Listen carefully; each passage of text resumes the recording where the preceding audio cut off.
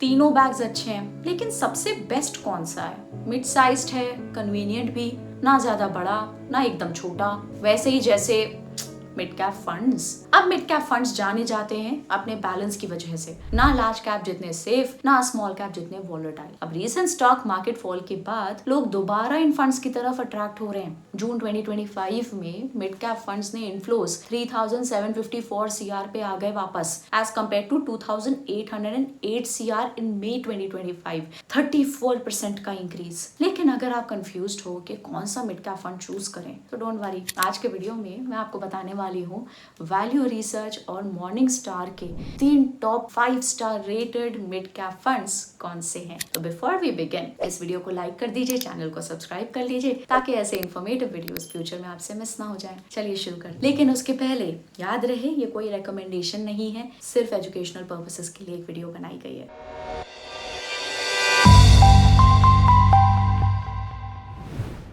पहले ये देख लेते हैं मिड कैप फंड्स होते क्या हैं। मिड कैप फंड्स वो इक्विटी म्यूचुअल फंड्स हैं जो अपना पोर्टफोलियो का minimum 65% assets mid cap stocks में ही इन्वेस्ट करते हैं। मिड कैप स्टॉक्स यानी कि मार्केट कैप रैंकिंग में 101 से 250 के बीच आने वाली लिस्टेड कंपनीज के शेयर्स। अब ये mid cap funds large cap fund से ज्यादा वॉलेटाइल हो सकते हैं, लेकिन स्मॉल कैप फंड्स के कंपैरिजन में कम वॉलेटाइल होते हैं। तो चलिए देखते हैं वो 3 top performing mid cap funds जो वैल्यू रिसर्च और मॉर्निंग स्टार के हिसाब से करंटली 5 स्टार रेटिंग होल्ड करते हैं। इन तीनों फंड्स को चूज किया गया है 5 स्टार रेटिंग्स और इनके रिस्क एडजस्टेड परफॉर्मेंस के बेसिस पे, जो critical ratios like standard deviation, Sharpe ratio, Sortino ratio etcetera से डिटरमिन किए गए हैं। अब इन तीनों फंड्स को ठीक से समझते हैं। Fund number 1, Edelweiss mid cap fund direct growth. सबसे पहले आता है ईडलवाइज मिड कैप फंड, जो कि लॉन्च हुआ था 26 दिसंबर 2007 को, और इसका डायरेक्ट प्लान लॉन्च हुआ था जनवरी 2013 में। इस फंड के फंड मैनेजर्स हैं मिस्टर त्रिदीप भट्टाचार्य,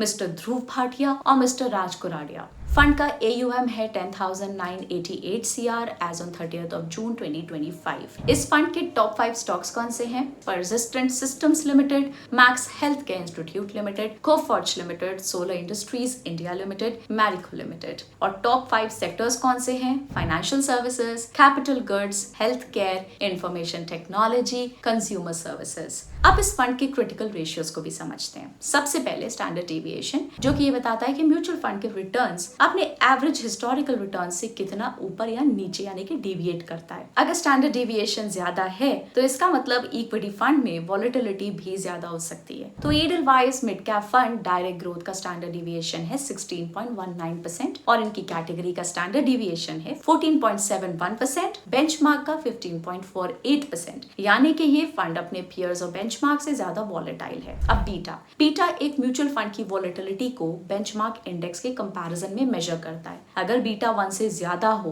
तो फंड बेंचमार्क से ज्यादा वॉलेटाइल होता है एंड वाइस वर्सा। तो Edelweiss mid cap fund direct growth का बीटा है 0.95, यानी कि ये फंड अपने बेंचमार्क से कम रिस्की है। अब बारी है शार्प रेशियो की। शार्प रेशियो ये बताता है कि इक्विटी फंड ने हर यूनिट रिस्क पर कितना एक्स्ट्रा रिटर्न जनरेट किया। जितना हाई शार्प रेशियो होगा उतना उस फंड का रिस्क एडजस्टेड रिटर्न्स भी हाई होंगे। Edelweiss mid cap fund direct growth का शार्प रेशियो है 1.52, यानी कि each unit of additional risk के लिए इस फंड को 1.52 टाइम्स ज्यादा रिटर्न्स मिले। अब let's see it's Sortino ratio. Sortino ratio एक ऐसा मेट्रिक है जो म्यूचुअल फंड के रिस्क एडजस्टेड रिटर्न्स को मेजर करता है, लेकिन सिर्फ डाउनसाइड रिस्क को कंसिडर करके। अब जितना ज्यादा सॉर्टिनो रेशियो उतना अच्छा फंड का रिस्क एडजस्टेड रिटर्न्स। 2 या उससे हायर सॉर्टिनो रेशियो को अच्छा माना जाता है। इस फंड का रेशियो है 2। इसका मतलब इस फंड ने अपने डाउनसाइड रिस्क के कंपैरिजन में ज्यादा रिटर्न्स जनरेट किए हैं। और फिर अपसाइड और डाउनसाइड कैप्चर रेशियोज को देखें तो अपसाइड कैप्चर रेशियो बताता है कि जब स्टॉक मार्केट ऊपर जाता है इक्विटी फंड ने अपने बेंचमार्क के कंपैरिजन में कैसा परफॉर्म किया,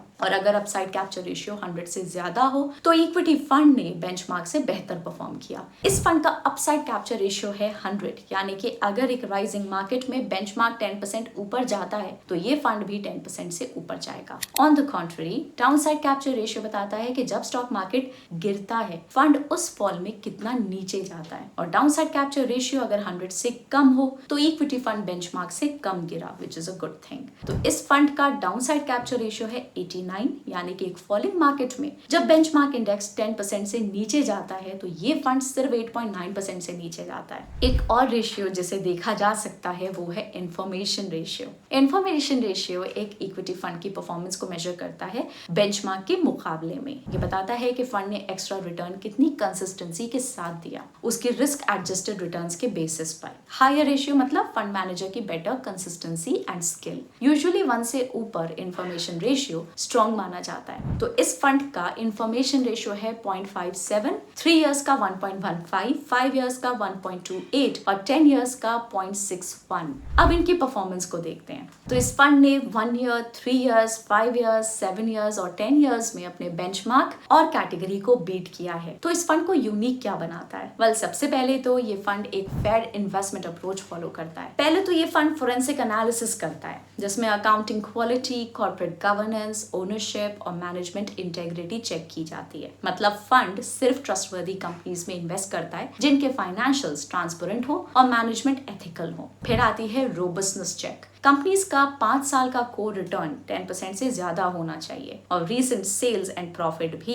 ग्रोथ दिखानी चाहिए। स्टॉक्स को 3 बकेट्स में डिवाइड किया जाता है: डिस्काउंटेड वैल्यू, कंपाउंडिंग वैल्यू और रिस्क मैनेजमेंट स्टॉक्स। ये style agnostic strategy long term में सस्टेनेबल वेल्थ क्रिएशन पे फोकस करती है। ऑल्सो इस फंड में 77 स्टॉक्स हैं और टॉप 10 स्टॉक्स की कॉन्सेंट्रेशन सिर्फ 27% है, यानी कि ये एक डाइवर्सिफाइड पोर्टफोलियो रखता है। इस डाइवर्सिफिकेशन से इनके पोर्टफोलियो में रिस्क कम रहता है और पोर्टफोलियो टर्नओवर रेशियो है 49%, यानी कि फंड एक buy and hold investment strategy अपनाता है। तो ये था Edelweiss mid cap fund direct plan. अब चलते हैं फंड नंबर 2 पे, HDFC mid cap fund direct growth. Formerly ये HDFC mid cap opportunities fund के नाम से जाना जाता था और लॉन्च हुआ था 2007 में। इनका डायरेक्ट प्लान लॉन्च हुआ था 1 जनवरी 2013 में। रिसेंटली फंड का नाम चेंज हो गया है और वो है HDFC मिड कैप फंड। इस फंड का AUM है 84,061 CR एज ऑफ 30th जून 2025, जो कि मिड कैप कैटेगरी में हाईएस्ट AUM है। अब इस फंड को मैनेज करते हैं मिस्टर चिराग सेतलवाद और मिस्टर ध्रुव मुचल।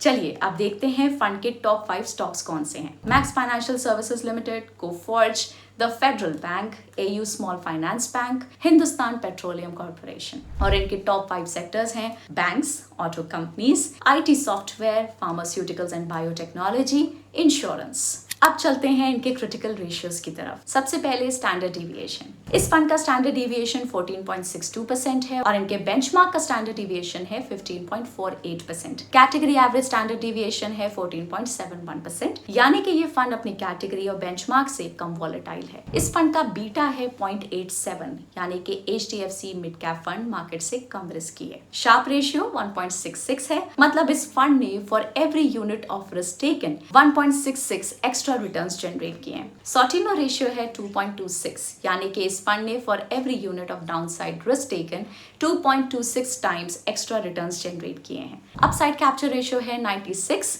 यानी कि एक राइजिंग मार्केट में जब बेंचमार्क 10% से ऊपर जाता है तो ये फंड सिर्फ 9.6% से ऊपर जाता है। और डाउनसाइड कैप्चर रेशियो है 85, यानी कि एक डाउन मार्केट में जब बेंचमार्क 10% से नीचे गिरता है तो HDFC mid cap fund direct growth सिर्फ 8.5% से नीचे जाता है। इस फंड के इन्फॉर्मेशन रेशियो की बात करें तो वो है 0.05। इनकी परफॉर्मेंस को देखते हैं। इस फंड ने अपने बेंचमार्क और कैटेगरी को ओवर 1, 3, 5, 7 एंड 10 इयर्स में बीट किया है। और इस फंड को यूनिक क्या बनाता है? वेल, फर्स्टली ये फंड एक बेंचमार्क हगिंग अप्रोच यूज नहीं करता, यानी कि अपने बेंचमार्क के पोर्टफोलियो को ब्लाइंडली फॉलो नहीं करता और खुद की रिसर्च के बेसिस पे स्टॉक सिलेक्शन में बिलीव करता है, जिससे अल्फा यानी कि बेंचमार्क बीटिंग रिटर्न्स जनरेट कर सकें। और फंड के पोर्टफोलियो में स्मॉल कैप बायस देखा गया है। मिड कैप्स में 66.96%, लार्ज कैप्स में 5.61% और स्मॉल कैप्स में 20.29% एलोकेशन है, यानी कि फंड एक एग्रेसिव इन्वेस्टमेंट अप्रोच रखता है। फंड का पोर्टफोलियो टर्नओवर रेशियो काफी लो है एट 16.93%, जो कि दिखाता है कि फंड एक buy and hold investment strategy अपनाता है। इस फंड में 75 स्टॉक्स हैं और टॉप 10 स्टॉक्स का कॉन्सेंट्रेशन 30.75% है, जो दिखाता है कि ये एक फेयरली डाइवर्सिफाइड पोर्टफोलियो होल्ड करता है। अब चलते हैं नेक्स्ट फंड की तरफ। तो Motilal Oswal mid cap fund direct growth launch हुआ है 24 फेब 2014 में। करंटली इसका AUM है 33,053 CR एज ऑन 30 जून 2025 और इस फंड को मैनेज करते हैं मिस्टर राकेश शेट्टी,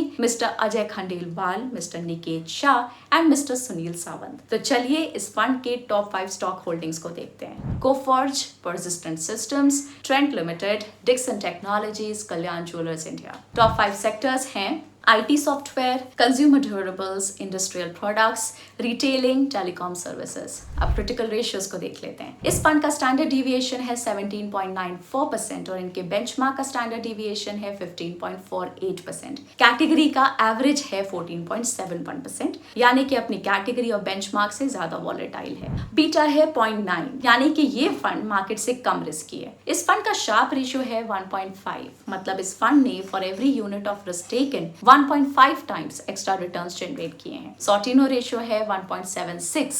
फंड का अपसाइड कैप्चर रेशियो है 95 और फंड का डाउनसाइड कैप्चर रेशियो है 83। फंड के इन्फॉर्मेशन रेशियो की बात करें तो वो है, अब इनके रिटर्न्स को देखते हैं। इस फंड ने 1, 3, 5, 7 एंड 10 इयर्स में अपने बेंचमार्क और कैटेगरी को बीट किया है। पर कौन से फैक्टर्स इस फंड को यूनिक बनाते हैं वो देखते हैं। ये काफी कॉन्सेंट्रेटेड पोर्टफोलियो रखता है। करंटली इनके पोर्टफोलियो में सिर्फ 22 स्टॉक्स हैं, जिससे समझ आता है कि ये फंड गिने चुने लिमिटेड हाई कन्विक्शन स्टॉक्स में ही इन्वेस्ट करता है और टॉप 10 स्टॉक्स का कॉन्सेंट्रेशन ऑलमोस्ट 66% है। ये एक high risk high return investment strategy है, जिससे अगर कुछ स्टॉक्स अच्छा परफॉर्म करें तो पूरे पोर्टफोलियो की परफॉर्मेंस बूस्ट हो सकती है, लेकिन अगर कुछ स्टॉक्स अंडर परफॉर्म करें तो पूरे पोर्टफोलियो की परफॉर्मेंस डाउन हो सकती है। और ये एक QGLP अप्रोच फॉलो करता है, यानी कि क्वालिटी ग्रोथ लॉन्जेविटी प्राइस, जिससे ये क्वालिटी स्टॉक्स पिक करते हैं जिनके पास सस्टेन कंपेटिटिव एडवांटेजेस हों, जो ग्रोथ ओरिएंटेड हैं, एक growing large addressable market share रखते हैं, जो एक अच्छी ग्रोथ पोटेंशियल को रखता है और जो अपनी ट्रू वैल्यू के आसपास ट्रेड कर रहे हों।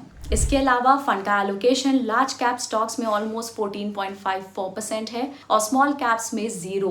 ये दिखाता है कि इनका large cap allocation stability provide करता है इन अ वॉलेटाइल मार्केट। बट ये ध्यान में रहे कि फंड कुछ मिड कैप स्टॉक्स में हाई कन्विक्शन बेट्स लेता है, जो इन्हें रिस्की बनाता है। तो ये थे 3 top performing mid cap funds जिन्हें वैल्यू रिसर्च और मॉर्निंग स्टार ने 5 स्टार रेटिंग्स दिए हैं।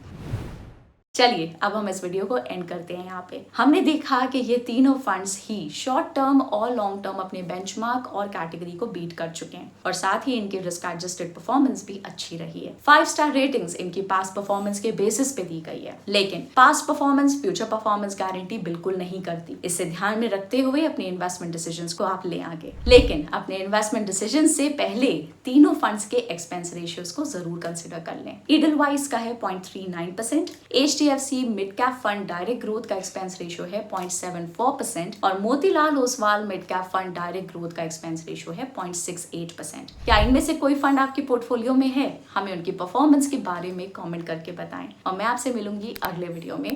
Please take care till then. Thank you, bye bye.